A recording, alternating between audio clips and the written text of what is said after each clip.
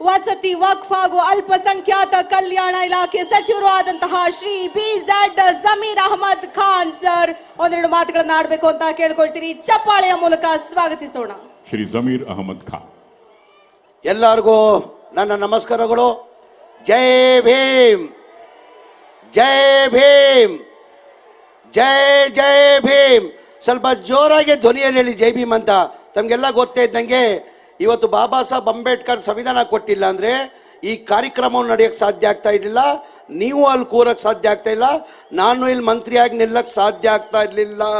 ಬಾಬಾ ಸಾಹೇಬ್ ಅಂಬೇಡ್ಕರ್ ಸಂವಿಧಾನ ಕೊಟ್ಟಿದ್ದ ಕಾರಣಕ್ಕೆ ಇವತ್ತು ಈ ಕಾರ್ಯಕ್ರಮವನ್ನು ನಡೀತಾ ಇದ್ದೆ.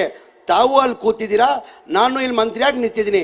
ನಮ್ಮ ಕರ್ತವ್ಯ ಆಗ್ತಾ ತಾರೆ ಜೋನಾಗಿ ಧ್ವನಿಯಲ್ಲಿ ಹೇಳೋದು ಜೈ ಭೀಮ್, ಜೈ ಭೀಮ್, ಜೈ ಭೀಮ್, ಜೈ ಜೈ ಭೀಮ್. 2026 ಹಂಪಿ ಉತ್ಸವದ ಶುಭಾಶಯನ ಕೋರಕ್ ಬಯಸ್ತಾ ಇದ್ದೀನಿ. ನನ್ನ ಸೌಭಾಗ್ಯ, ನನ್ನ ಜಿಲ್ಲಾ ಉಸ್ತುವಾರಿ ಮಂತ್ರಿಯಾಗಿ 3 ವರ್ಷ ನಾನು ಹಂಪಿ ಉತ್ಸವನ ನನ್ನ ಎತ್ತರದಲ್ಲಿ ಮನೆಯ ಮುಖ್ಯಮಂತ್ರಿಗಳು ಅವಕಾಶ ಮಾಡಿಕೊಟ್ಟಿದ್ದಕ್ಕೆ ಅವ್ರಿಗೆ ಇಲ್ಲಿಂದಾನೆ ದೊಡ್ಡ ಧನ್ಯವಾದಗಳು ಸಲ್ಲಿಸಿ ನಮಸ್ಕಾರಗಳು ಸಲ್ಲಿಸ್ತಾ ಇದ್ದೀನಿ. ಇವತ್ತು ಈ ಜನ ಸಾಗರ ನೋಡಿದ್ರೆ ನನಗೆ ತುಂಬ ಖುಷಿಯನ್ನ ತಂದಿದೆ. ಹಂಪಿ ಉತ್ಸವ ಅಂದರೆ ಒಂಥರ ನಮ್ಮ ಕೊಪ್ಪಳ ಜಿಲ್ಲೆ, ಬಳ್ಳಾರಿ ಜಿಲ್ಲೆ, ವಿಜಯನಗರ ಜಿಲ್ಲೆಗೆ ಒಂಥರ ನಾಡ ಹಬ್ಬ ಇದ್ದಂಗೆ ಹಂಪಿ ಉತ್ಸವ ಅಂದರೆ.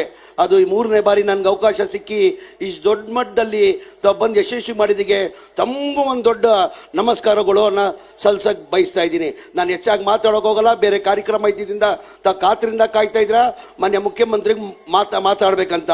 ಆಮೇಲೆ ಮಾನ್ಯ ಮುಖ್ಯಮಂತ್ರಿಗೆ ನನ್ನ ಮನವಿಯನ್ನು ಮಾಡ್ಕೊಳ್ಳೋದು, ಈ ತಮಗೆಲ್ಲ ಗೊತ್ತಿದ್ದಂಗೆ ಹಂಪಿ ಉತ್ಸವ ಮನೆ HK ಪಾಟೀಲ್ ಸಾಹೇಬರು ಹೇಳಿದ್ರು, MP ಪ್ರಕಾಶ್ ಸಾಹೇಬ್ರನ್ನ ನಾವು ನೆನೆಸ್ಕೊಳ್ಳೇಬೇಕಾಗ್ತದೆ. 87ರಲ್ಲಿ ಹಂಪಿ ಉತ್ಸವನ ಚಾಲನೆಯನ್ನು ಕೊಟ್ಟಿದ್ದು ನಮ್ಮ ನಾಯಕರಾದಂಥ ಹಿರಿಯರಾದಂಥ MP ಪ್ರಕಾಶ್ ಅವರು. ತಮಗೆಲ್ಲ ಗೊತ್ತಿದೆ, ಮನೆಯ ಮುಖ್ಯಮಂತ್ರಿಗಳು ಬರ್ತಾ ಗಾಡಿಯಲ್ಲಿ ಹೇಳ್ತಾ ಇದ್ರು, ಇಲ್ಲ ಕಣೋ 85, 86ರಲ್ಲಿ ಅವಾಗ ದಸರಾ ನೋಡೋಕ್ಕೆ MP ಪ್ರಕಾಶ್ ಅವರು ಮೈಸೂರು ಬಂದಿದ್ರು. ಆ ಕಾರ್ಯಕ್ರಮ ದಸರಾ ಕಾರ್ಯಕ್ರಮ ನೋಡಿ, ಇಲ್ಲ ನಾನು ಹಂಪಿ ಉತ್ಸವನ ನಮ್ಮ ಜಿಲ್ಲೆಯಲ್ಲಿ ಮಾಡ್ತೀನಂತ ನೋಡ್ಬಿಟ್ಟು ದಸರಾ ಕಾರ್ಯಕ್ರಮ ನೋಡ್ಬಿಟ್ಟು ಇಲ್ಲಿ ಮಾಡ್ಬೇಕಂತ ತೀರ್ಮಾನ ಮಾಡಿ ಇವತ್ತು ಹಂಪಿ ಉತ್ಸವನ ನಡೆಸ್ಕೊಂಡು ಬರ್ತಾ ಇದ್ದೀವಿ. 87ರಲ್ಲಿ MP ಪ್ರಕಾಶ್ ಅವರು ಚಾಲನೆ ಕೊಟ್ಟರು. 88ರಲ್ಲಿ ಪ್ರತಿದಿನ 3 ದಿನಕ್ಕೋಸ್ಕರ ಅಂತ ಹಂಪಿ ಉತ್ಸವನ ನಾವು ಆಚರಿಸ್ಕೊಳ್ಳೋದು. 87ರಲ್ಲಿ ಚಾಲನೆ ಕೊಡುವಾಗ 88ರಲ್ಲಿ ನಮ್ಮ ನಜೀರ್ ಸಾಹೇಬರು, ನೀರ್ ಸಾಹೇಬರು ಅಂತಾರೆ ಅವ್ರಿಗೆ, ಅವರ ನಿಧನ ಹೊಂದಿದ್ದ ಕಾರಣಕ್ಕೆ ಒಂದಿನಕ್ಕೆ ಮಾತ್ರ ಹಂಪಿ ಉತ್ಸವನ ಮಾಡ್ಕೊಂಡು ಬಂದರು. ಹಂಪಿ ಉತ್ಸವನ ನವಂಬರಲ್ಲೇ ಕಂಟಿನ್ಯೂಸ್ ಆಗಿ ಮಾಡ್ಕೊಂಡು ಬರ್ತಾ ಇದ್ದಿದ್ದು. ಹಾಗೆ ನಾವು ಕೋವಿಡ್ ಹಿನ್ನೆಲೆಯಲ್ಲಿ ಸ್ವಲ್ಪ ಬದಲಾವಣೆ ಆಗಿಬಿಟ್ಟು ಯಾವತ್ತೂ ಹಂಪಿ ಉತ್ಸವನ ನಿಲ್ಲಿಲ್ಲ. ಕೋವಿಡ್ ಟೈಮಲ್ಲೂ ಅಧಿಕಾರಿಗಳು ಹಂಪಿ ಉತ್ಸವ ಮಾಡಿದ್ದಾರೆ, ಜನ ಸೇರ್ತಾ ಇರಲಿಲ್ಲ. ನವಂಬರಲ್ಲಿ ಮಾಡ್ತಾ ಇದ್ದಿದ್ದು. ಎಲ್ಲರದು ಬೇಡಿಕೆ ಸರ್, ಮಾನ್ಯ ಮುಖ್ಯಮಂತ್ರಿಗೂ ಹೇಳ್ದೆ ನಾನು, ಇಲ್ಲ ಸರ್ ಎಲ್ಲರದು ಬೇಡಿಕೆ ಇದೆ. ಏನಕ್ಕೆ ಫೆಬ್ರವರಿಲಿ ಹಂಪಿ ಉತ್ಸವ ಆದರೆ ಮಾರ್ಚಲ್ಲಿ SLC ಮತ್ತು PUC ಎಕ್ಸಾಮ್ ಇರ್ತದೆ.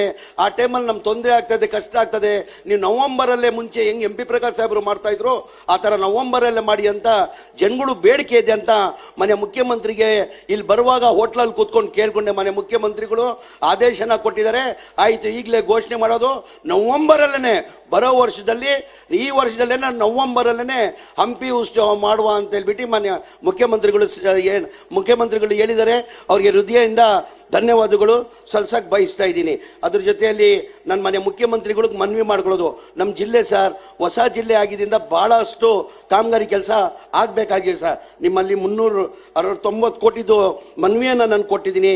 ಅದ್ರಲ್ಲಿ DC ಆಫೀಸ್ ಇಲ್ಲ ಸರ್. ಜಿಲ್ಲೆ ಬೇರೆ ಆಗಿದ್ದ ಕಾರಣಕ್ಕೆ ಟೆಂಪ್ರರಿ DC ಆಫೀಸಾಗಿ ನಾವು ಆಪ್ರೇಟ್ ನಡೆಸ್ತಾ ಇದ್ದೀವಿ ನಾವು. ಅದಕ್ಕೆ DC ಆಫೀಸ್ ಮಾಡೋಕ್ಕೆ 100 ಕೋಟಿ ವೆಚ್ಚದಲ್ಲಿ DC ಆಫೀಸ್ ಆಗ್ತದೆ.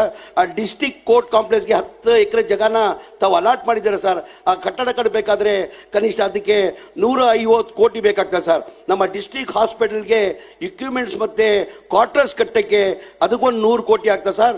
ಫಾರೆಸ್ಟ್ ಡಿಪಾರ್ಟ್ಮೆಂಟ್ ಆಫೀಸ್ ಕಾಂಪ್ಲೆಕ್ಸ್ಗೆ 25 ಕೋಟಿ, construction of forest department office staff ಅಂತ 15 ಕೋಟಿ. ದಯಮಾಡಿ ಮಾನ್ಯ ಮುಖ್ಯಮಂತ್ರಿಗೆ ನಾನು ಕೈ ಜೋಡಿಸಿ ಮನವಿ ಮಾಡ್ಕೊಳ್ತೀನಿ, ಈ ಬಜೆಟಲ್ಲಿ ತಾವು ದಯಮಾಡಿ ಇದು 390 ಕೋಟಿಯನ್ನು ಘೋಷಣೆ ಮಾಡಬೇಕಂತ. ನಮ್ಮ ಹೊಸ ಜಿಲ್ಲೆ ಸರ್, ಹೊಸ ಜಿಲ್ಲೆ ನನಗೆ ಒಂದು ಅವಕಾಶ ಮಾಡಿಕೊಟ್ಟಿದ್ದೀರಿ, ಜಿಲ್ಲೆ ಸೇವೆ ಮಾಡೋಕ್ಕೆ ನನಗೆ ಒಂದು ಅವಕಾಶ ಮಾಡಿಕೊಟ್ಟಿದ್ದೀರಾ ಸರ್. ಜನಗಳು ನನ್ನ ಋಣ ತೀರಿಸಬೇಕಾಗ್ತದೆ, ತಮಗೂ ಒಳ್ಳೆ ಹೆಸರನ್ನ ನಾನು ತರಬೇಕಾಗ್ತದೆ. ದಯಮಾಡಿ ಈ ಬಾರಿ ಯಾವ ಕಾರಣಕ್ಕೆ ನಮ್ಗೆ ಅರ್ಥ ಆಗ್ತದೆ ಸರ್. ಈ 5 ಗ್ಯಾರಂಟಿಗಳದು ಕನಿಷ್ಠ 55 ಇಂದ 60,000 ಕೋಟಿ ಆಗ್ತದೆ. ಅದಲ್ಲೂ ಮಾಡ್ಕೊಂಡು ಹೋಗ್ತಾ ಇದ್ದೀರಾ ಸರ್. ಬೇರೆ ಯಾವ ಮುಖ್ಯಮಂತ್ರಿಯಿಂದನೂ ಸಾಧ್ಯ ಇಲ್ಲ. ಏನಕ್ಕಂದ್ರೆ 5 ಗ್ಯಾರಂಟಿದಲ್ಲೂ ಈ ವಸತಿ ಮನೆಗಳು, ನನಗೆ ನಾನು ಡೀಟೇಲ್ ಆಗಿ ಹೇಳಕ್ ಹೋಗಲ್ಲ ಸರ್, ಸಮಯ ತಗೊಳ್ತದೆ. ಹಾಗಾಗಿ ಈ ವಸತಿ ಮನೆಗಳನ್ನು ನಾನು ನಿಮ್ಮ ಕಾಲದಲ್ಲಿ 2.5 ವರ್ಷದಲ್ಲಿ ಸರ್ ನಾವು 80,000 ಮನೆಗಳು 4 ಲಕ್ಷ ಕೊಟ್ಟು ಸರ್ಕಾರ ವತಿಯಿಂದ ನಮ್ಮ ಮನೆಗಳು ಕಟ್ಟಿರ್ತಾವೆ. ಬಡವ್ರ ಬಗ್ಗೆ ಕಾಲೇಜಿನ ಹಮ್ಮಿಕೊಂಡಿದ್ದೀರಾ. ನಾನು ಕೈ ಜೋಡಿಸಿ ನಿಮ್ಮನ್ನ ಮನವಿ ಮಾಡ್ತೀನಿ ಸರ್.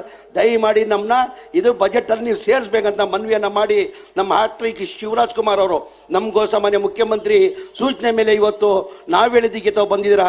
ತಮಗೂ ಧನ್ಯವಾದಗಳನ್ನು ಸಲ್ಲಿಸಿ ಎಲ್ಲ ಶಾಸಕರಿಗೆ, ಲೋಕಸಭಾ ಸದಸ್ಯರಿಗೆ, ಎಲ್ಲ ಮಂತ್ರಿಗಳಿಗೆ ಬಂದು ಈ ಕಾರ್ಯಕ್ರಮಕ್ಕೆ ಬಂದು ಭಾಗವಹಿಸಿದ್ದಕ್ಕೆ ಎಲ್ಲರಿಗೂ ನಮಸ್ಕಾರ ಸಲ್ಲಿಸಿ ನನ್ನ ಮಾತು ಮುಗಿಸ್ತೀನಿ.